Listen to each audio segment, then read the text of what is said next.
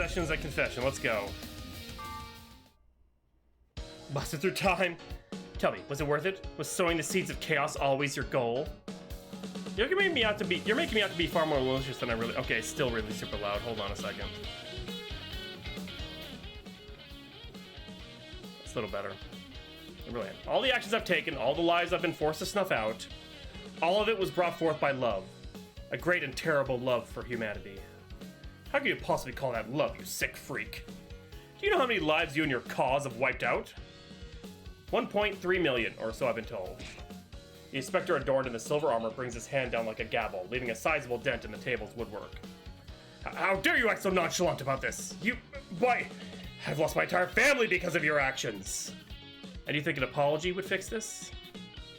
You, recalcitrant son of a... Hey, calm down. How dare you tell me to calm down? You know how lucky you were not to lose anyone during that festival? One fell swoop, this ne'er-do-well wiped out our nation's best bet for our future.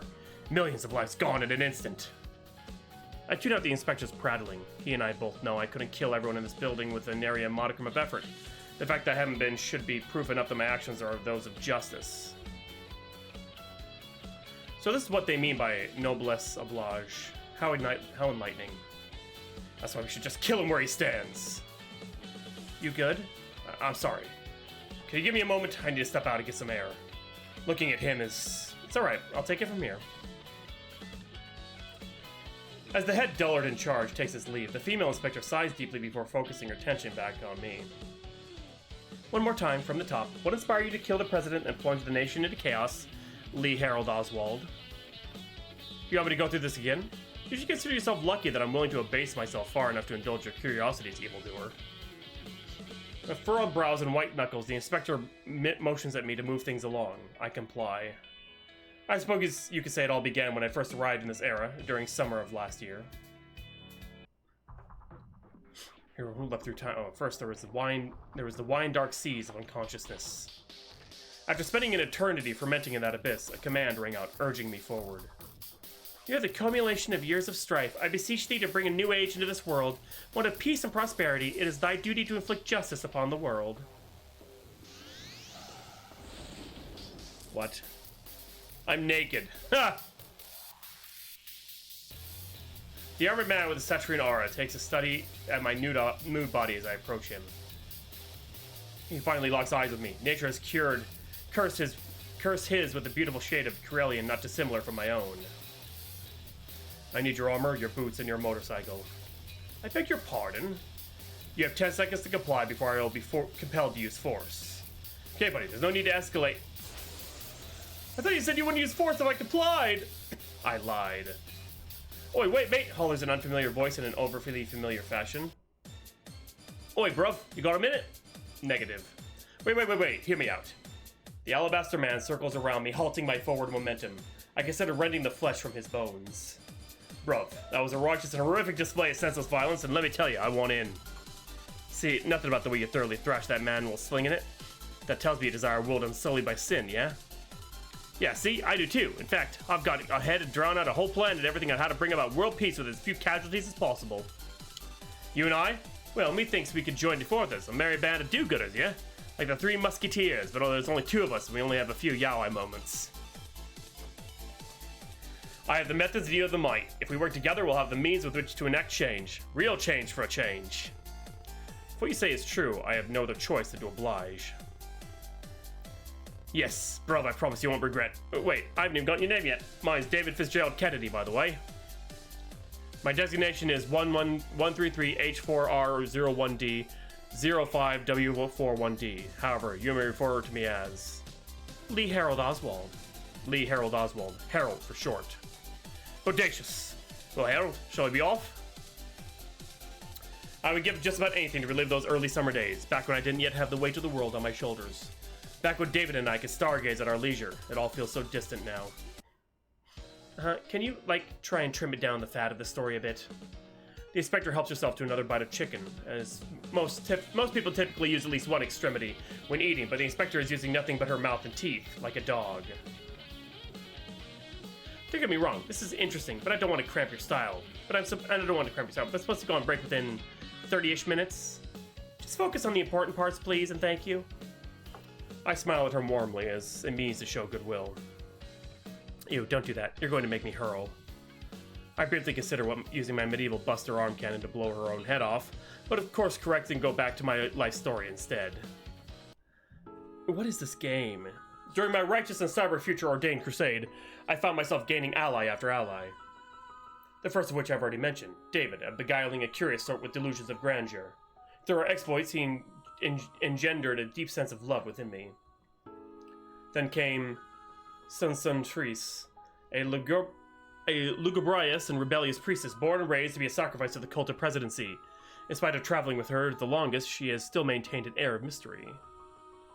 After that was Muerta Marcia, a cordial caster whose village was destroyed by the great presidential military parade of might. She is the one who made it possible to brainwash several members of the cabinet. Why is she so tall? Defying the laws, I encountered my creator as well. The young prodigal Girlington, a polymath and seer who helped us set up our base of operations, the Emprian. Lastly, there was lackadaisical Lucius.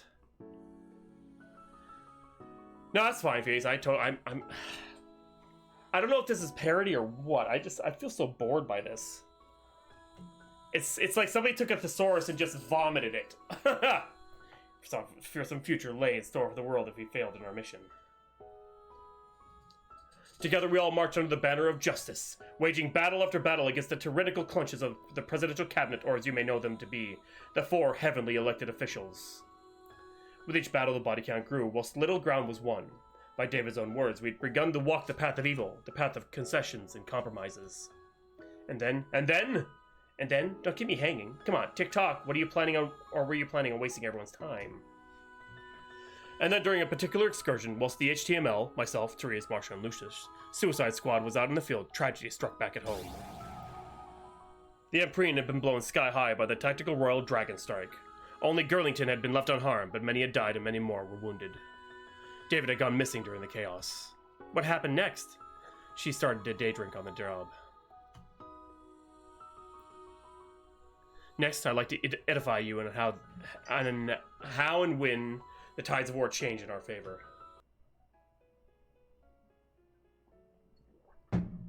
Excellent job, Mr. Beaver. You just keep getting better and better.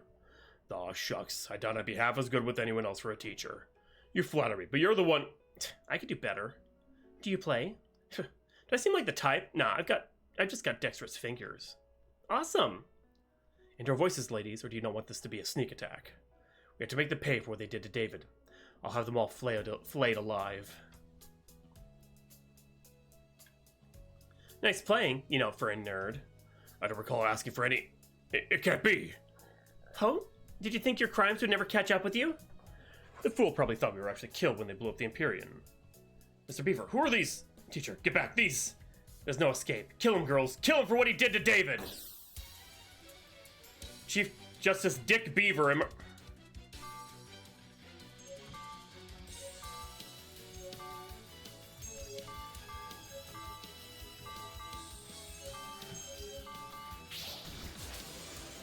Oh, shit. Never mind. Oh, goodness gracious, that was a close one. Are you doing all right, teacher? Heh, I guess this is it. Harold? Before I go, I just want you to know that the time I spent together with you guys...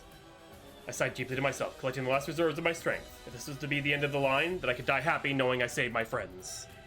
Well, it was the best time of my life. Wait, Harold, you can't be... Harold, don't! Sayonara, Marcia. Lucius, you nitwit, you don't have to do this. And even you, Therese. I wasn't strong enough this time. Hey, Chief Justice Dick Beaver, I'm not dead yet. If you're gonna try and take us down, how?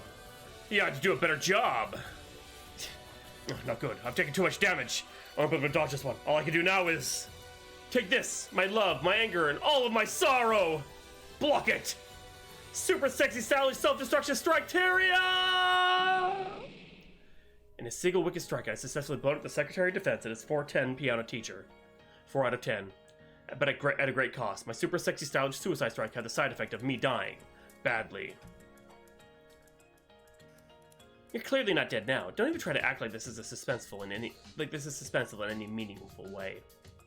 Keep interrupting, you'll be late to your break. Back to my tale.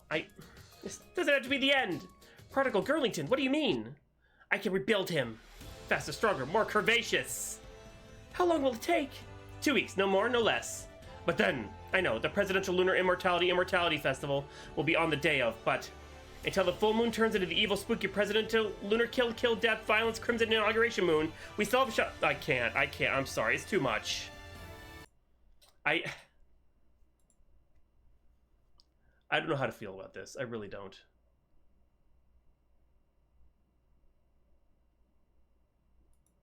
It was so long-winded, and I don't even know why it was.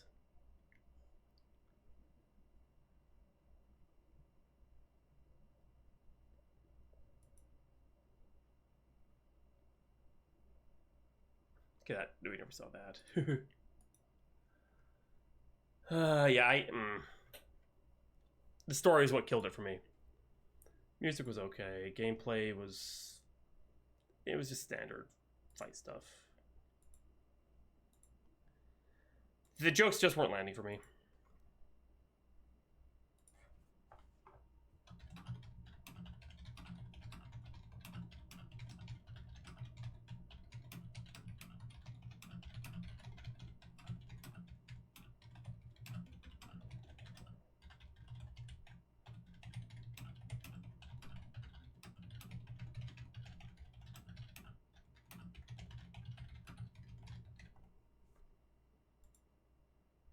Yeah.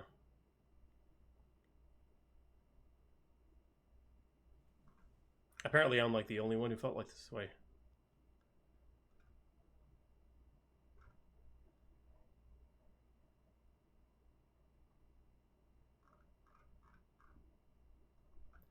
Yeah, I couldn't do it. Maybe just because I've been streaming for almost 6 hours, but yeah.